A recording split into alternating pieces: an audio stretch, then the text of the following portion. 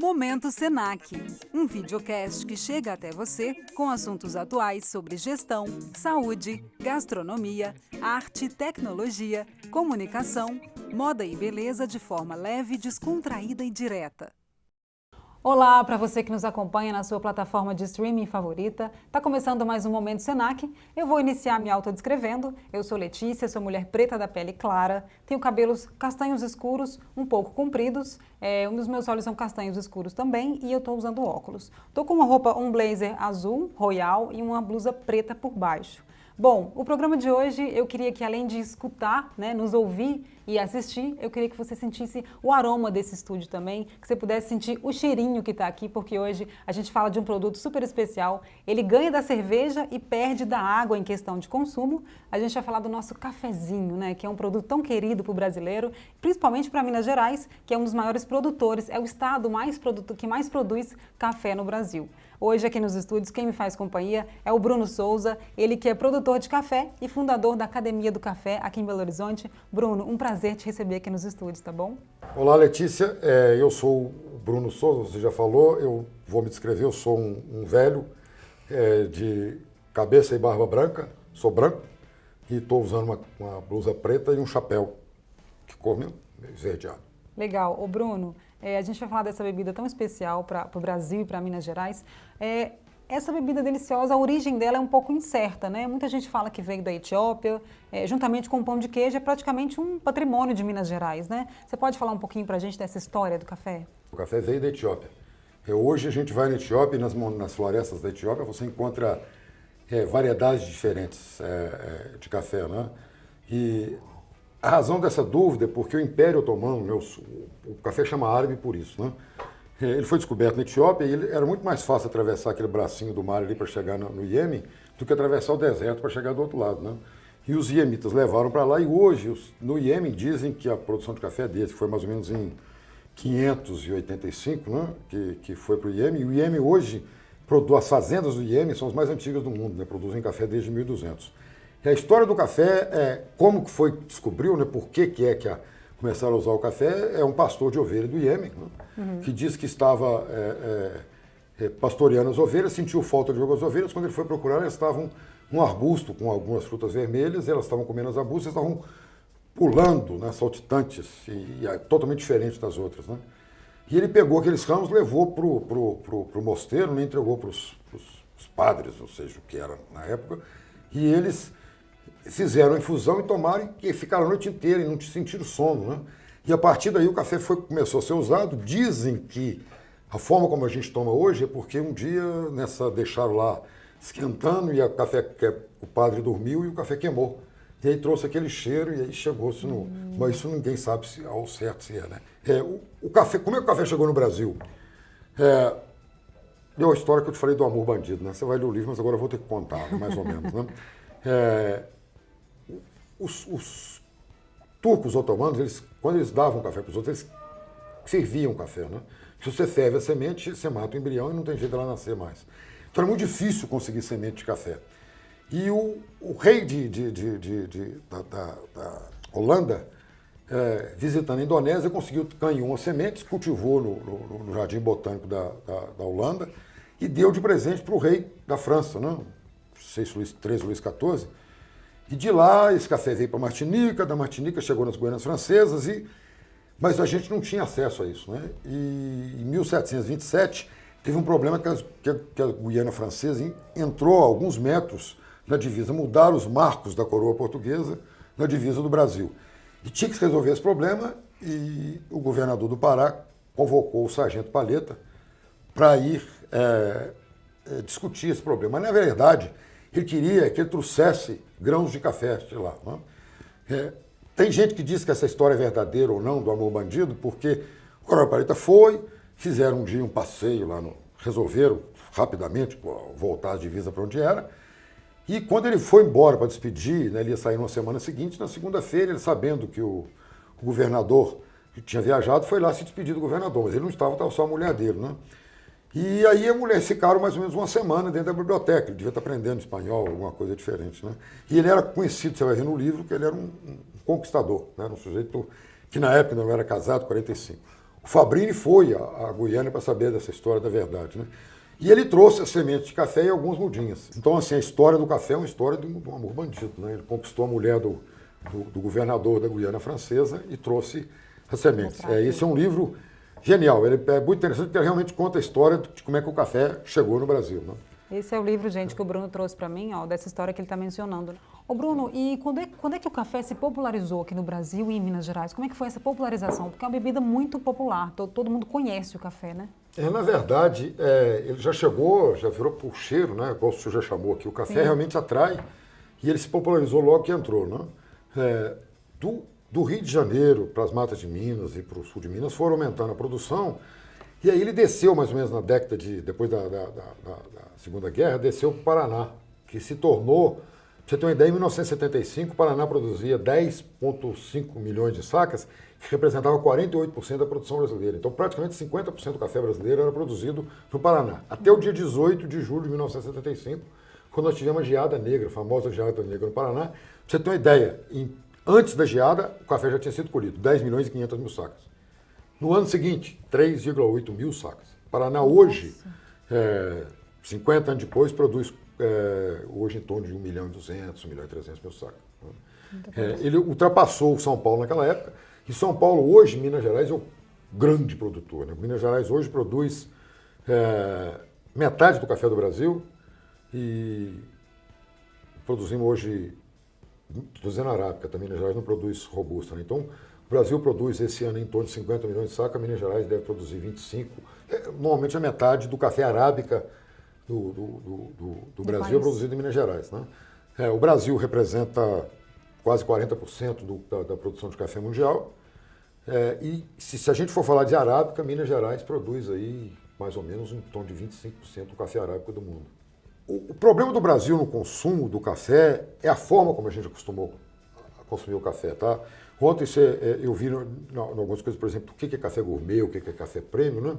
Eu costumo brincar que a gente vai chegar no supermercado em breve e a gente vai encontrar um miojo gourmet. Porque eles acabaram com a palavra. O gourmet tinha um significado que não tem mais, né? Porque quando você vai no supermercado e você vê um café gourmet, um café premium, um café extra forte, saia dele, sabe? Hoje a gente tem o café especial, que também já está sendo, de uma certa maneira, avacalhado, né? Porque banalizou a expressão. O café não é nome. Especial não quer dizer o nome. O café é um produto que tem determinadas características para que ele se torne especial, né? O que era o café especial? O que a gente poderia considerar um café especial? Então criou-se uma metodologia de pontuação, porque fica mais fácil de entender ponto, né? Então o café acima de 80 pontos, ele é considerado especial. E aí você começa, um café de 80 até o de 84 é uma diferença muito grande. Sabe, para ter um café de 84 em relação de 80 é muito grande. Então hoje banalizou-se muito também a história do especial, porque o cara chega na academia outro dia, chegou com 4 amostras, entregou para o meu genro e falou: eu queria que você avaliasse esse café, ver se algum serve para o seu. E o Ivan falou que nenhum desses cafés para mim é especial, nenhum deles atinge o padrão especial. Eu falei: poxa, engraçado que no meu escritório o mínimo que a gente teve aí foi 85 pontos e aqui nós temos classificadores. Na verdade, eles estão banalizando. Essa pontuação ela é avaliada em 10 quesitos diferentes. Sabe? Começa com fragrância, quando eu moo o pó, né? O pó moído. Quando eu coloco a água, eu vou experimentar o aroma com o nariz, e aí eu começo a avaliação depois da temperatura com sabor, finalização, acidez, corpo e balanço. Esses 5 são os mais importantes. Esses 5 é que vai dar porque se um café é extremamente balanceado, ele tem que ser um café bom, né? O balanço é tudo. E depois a gente tem 3 avaliações que são xícaras. Você pontua por xícara. Então são 5 xícaras que você vai provar e você vai dizer se as 5 xícaras, as 5 estão uniformes, porque se uma xícara estiver diferente, pode ser que o café não é um café uniforme.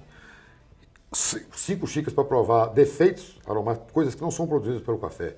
O rio, que é um fungo, uma bactéria de fora, que não é a árvore que produz, né? Alguma coisa externa. O sabor de óleo diesel, de terra, alguma coisa. E depois o açúcar, se tem ou não. Não interessa, eu não estou avaliando a quantidade de açúcar. Sabe, se tem um mínimo de açúcar, aquela xícara vai levar os pontos. E a última nota é a única hora que o pontuador pode dizer se ele gostou ou não do café. Sabe, porque a hora que a nota do pontuador, do classificador, Só que, na verdade, se ele deu 7 no café todo, ele não pode dar 10, né? Porque por mais que ele goste, né? E na verdade, todo mundo fala, mas esse negócio não é muito certo, porque isso não... como é que você vai ter certeza? Cada um vai dar de um jeito. Não, a gente tem um critério de avaliação para esse café, né? A coisa não é feita assim. Tanto que a gente, por exemplo, os provadores que estão aptos a assinar por esse café são chamados Kill Graders, que é kill de qualidade, né? São juízes de qualidade. Porque o café que se toma no Brasil, né? Todo mundo fala, o café preto, né? Às vezes, quando as pessoas vão na academia, vão tomar um café, fala, poxa, mas isso é chafé, isso não é café. Porque a cor não é preta, né? Isso é muito fácil de entender, como um filé. Né? Pega o filé, joga ele na frigideira, passa, depois põe no forno e deixa lá no papel alumínio algum tempo, porque ele vai ficar totalmente seco, vai perder todas as características. E é a mesma coisa que você faz com o café, né? Se você queimar o café, você vai ter gosto de cinza. Né? E eu não quero gosto de cinza no meu café, né? Então a torra é muito importante. Por que se torra tão escuro no Brasil? Porque um café queimado esconde os defeitos. Porque o gosto de cinza, o gosto queimado vai ser o gosto de qualquer coisa. Então, por exemplo, as pessoas pedem, eu quero um café forte. O que quer dizer café forte? Né? Aí o cara, você pega um café forte, entrega para ele, ele pega 5 colheres de açúcar e põe lá dentro. Sabe? Então, assim, porque não tem sabor, o café não tem. O sabor do café não está ali, né? Ele está queimado. É como qualquer comida queimada. Né? Então ele faz a torra e a torra fica muito forte. A torra do Brasil é muito forte para esconder os defeitos. Para esconder os defeitos do produto. O padrão de café brasileiro, o padrão de café bom, é 86 defeitos. O café que eu vendo lá para fora, ou que eu sirvo na academia, é no máximo 8 defeitos e não pode ter defeito capital. Nem verde, nem preto, nem ardido, nem terra, nem pedra. Sabe? Então, assim, de 8 para 86. E esse café do Brasil, o café bom do Brasil não é torrado. O que se torra no Brasil é o resto. Sabe? São o que a gente chama de escolha. Café com... Aceita-se café até com 600 defeitos. A qualidade do café depende do processamento no pós-colheita. Ou seja, depois que eu colho, que eu coloco no terreiro, 70% da minha qualidade está ali. Você pode me entregar o melhor café do mundo, eu posso arruinar ele em uma semana, se eu não fizer o processo de seca correto. Né? Mas é um processo... o café entra com 60%, talvez mais de umidade no terreiro, quando ele vem da lavoura, e você quer terminar aquele café com 11% de umidade. Então, esse processamento, se você, às vezes, ele pode fermentar de maneira negativa, porque você deixou 2 horas de mexer. Então, é um processo... não é mais caro. Fazer café especial não é mais caro, mas é uma coisa que você tem que ter mais cuidado. Sabe? Para ter o filé, sabe? Você vai ter que... não é só cortar no boi, não. Você vai ter que fazer uma coisa... o processo é totalmente diferente. É um processo mais exclusivo. Então, a qualidade do café, 70% vem no pós-colheita. No terreiro de café, na seca. Então, esse pós-colheita influencia no café ser especial ou não? Totalmente, ou não? O café pode vir especial, se eu não fizer o serviço, o meu dever de casa correto no terreiro, você sabe, não existe essa coisa de é só café. Sabe? Café não é só café. Cada café tem a sua particularidade e cada região tem a sua particularidade. Quando você pega o Cerrado, por exemplo, são 52 municípios, 54. Esses 54 municípios têm 54 características diferentes. No geral, o sabor de castanha, de chocolate, de caramelo, todos têm. Mas aí você vai ter, cada região, cada microclima vai dar uma coisa diferente. Né? Se você pegar no Caparaó, a grande maioria da região é muito mais difícil fazer café especial. Sabe? Lá no Caparaó, lá em cima, não, mas as matas de Minas é muito mais complicado. O lugar que está a 600, 700 metros de altitude, a possibilidade de fazer café ruim é 99%. Sabe? É muito difícil fazer um café bom dependendo da altitude. Então o café, além de... depende também das condições climáticas. Né? Por exemplo, hoje a gente está muito preocupado com o que vai acontecer com 2... Sabe, se subir 2 graus, o aquecimento global, se chegar a 2 graus, a história do café vai ter que mudar toda, né? Vamos ter que voltar lá para o Paraná, né? Porque o Paraná, depois da geada, não tem jeito mais, né? Porque morre tudo. Mas com o aquecimento, muitas regiões não vão ter que perder. Tanto que hoje, principalmente no Cerrado, está se plantando muito árvore no meio de lavoura de café. Sabe, porque se eu conseguir abaixar essa temperatura 1,5 grau, 2, hoje seria importante, daqui a alguns anos muito mais ainda. Né? Porque a realidade da mudança climática não é se não. Ela já está acontecendo. Quem disser que não é bobagem. Porque veja as chuvas esse ano, chuvas de pedra, geada, tudo um descompasso totalmente diferente, maluco, e tem um sentido, né? Então hoje existe um trabalho muito bem feito pelos produtores e pela maioria das prefeituras tentando reflorestar. Recuperar aquilo que a gente perdeu. Repor, né? A gente precisa repor isso. Bruno, eu queria que você contasse pra gente rapidamente, assim, qual que é o caminho que o café percorre antes de chegar ali na mesa do consumidor.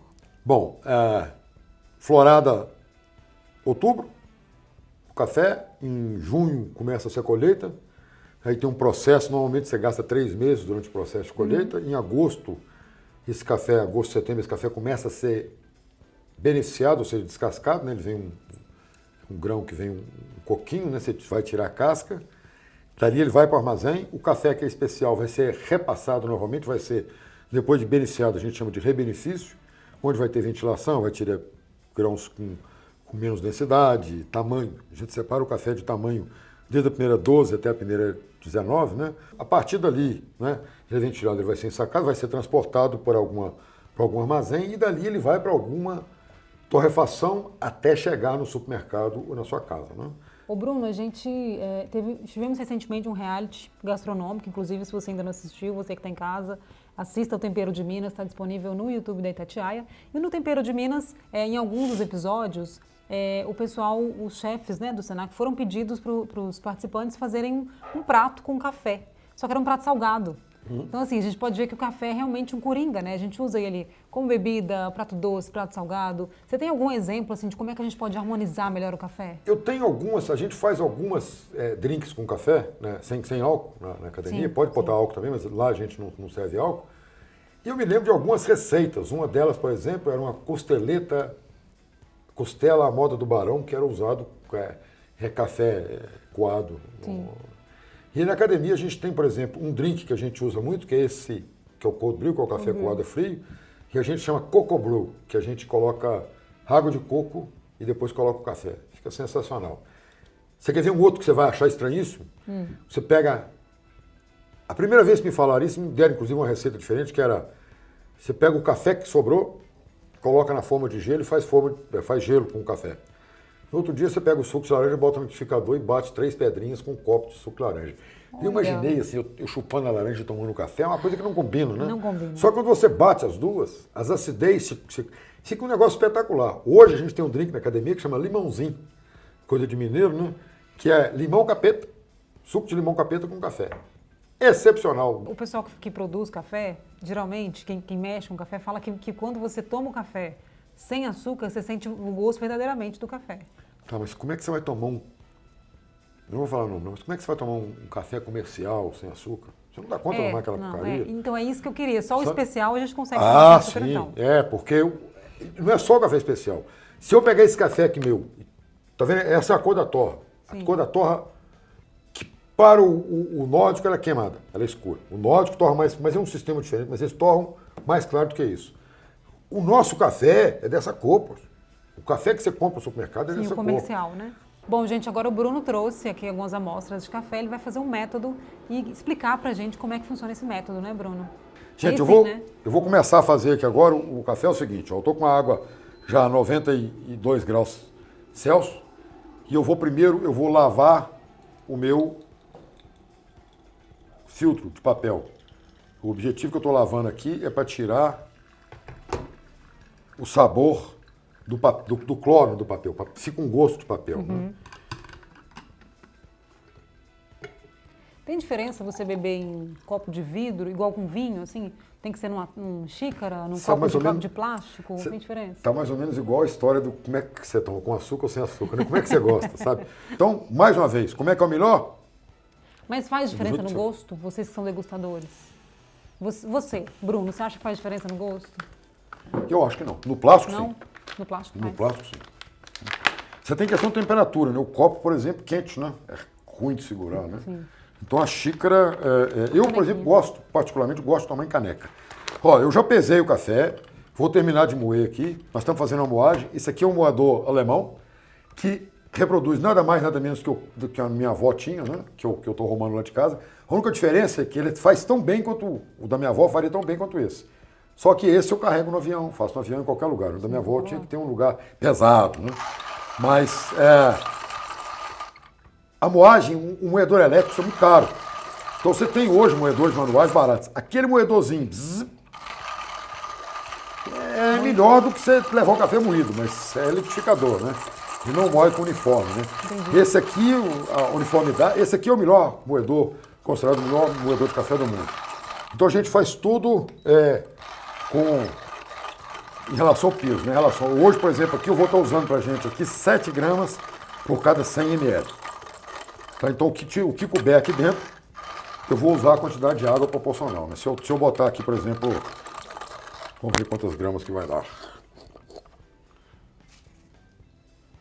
34,9, eu vou usar então vou fazer meio litro de café. É o que a gente faz, por exemplo, se eu tivesse competindo, né? Eu ia fazer do jeito que eu vou fazer como se eu estivesse competindo, tá? Então eu vou ligar o timer, vou fazer o pré-infusion, que você sabe como é que chama em mineirês, né? Como? Moiar o pó. Então eu estou aqui molhando o pó. Então eu coloquei aqui mais ou menos 70 gramas, está até com 100 gramas, um pouquinho a mais do que o dobro do que estou usando 35 gramas. Vou esperar 30 segundos, eu estou hidratando realmente o pó, né? Sim. Como eu não estou competindo, esse coador foi feito nesse princípio, né? Ele é cônico. Quando eu jogo o café no centro, ele joga ele para o lado e ele tem essas raias que ele vai circular, né? Então ele tem uma extração melhor num tempo mais rápido. Porque isso é que é o grande problema do café coado, né? Demora muito tempo para fazer, né? E o expresso, 20 segundos você está feito. Esse café aqui, por exemplo, eu vou fazer meio litro, vai gastar 2 minutos e pouco.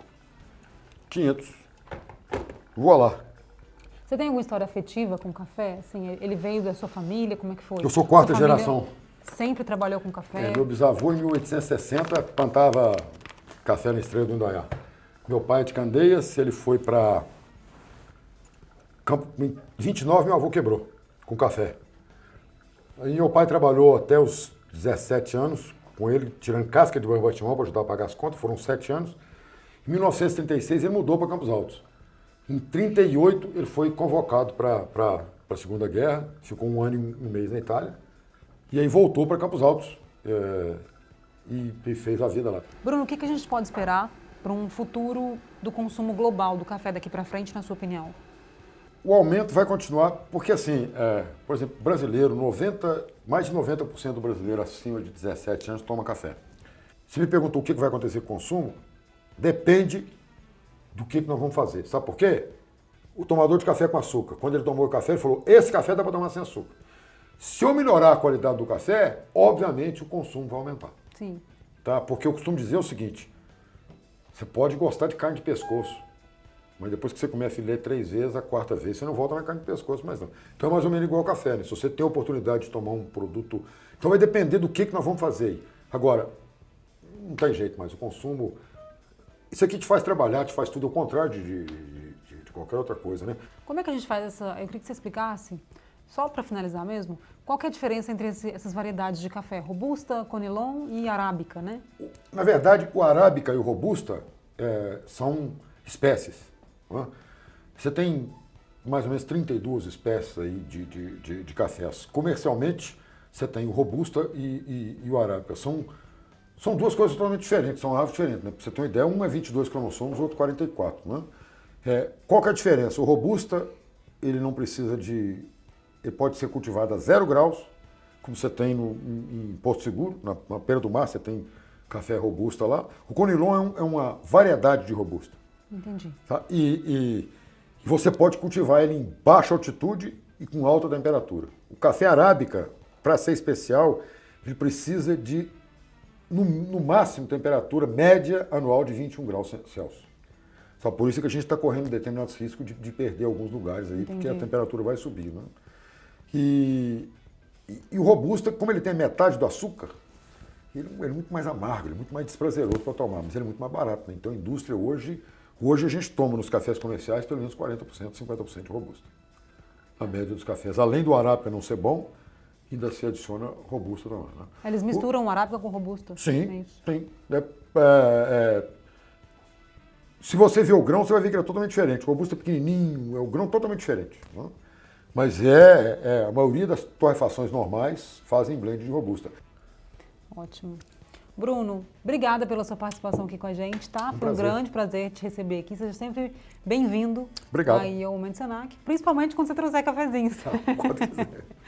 Obrigada, Bruno. Você assistiu o Momento Senac, disponível na sua plataforma de streaming favorita. Acesse mg.senac.br e confira os nossos cursos, notícias. Você pode acompanhar também as nossas redes sociais, tá bom? A gravação, edição e finalização desse programa são de Evandro Gangana, Marco Pereira e Maíra Franco. Obrigada, gente. Até mais. Até o próximo episódio.